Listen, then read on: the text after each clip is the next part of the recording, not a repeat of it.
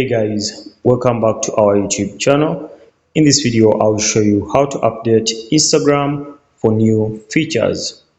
So step number one, you will need to head over to your Google Play Store.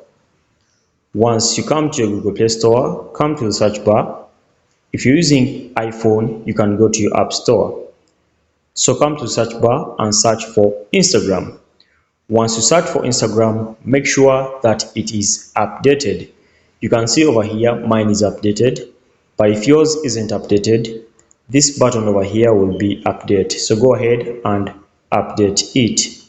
So once you're done updating it, you need to do one more thing. Come to your settings.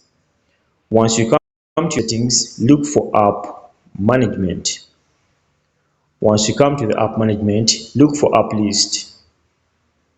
Once you come to the app list, you then go ahead and search for Instagram from this whole list. Okay, so come to search bar here. You don't need to scroll down, just search for Instagram directly here. You see it's over there, so tap on it. So come to the storage and cache, then clear the cache.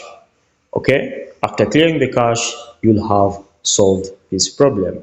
Thanks for watching. Like and subscribe. We shall meet once again.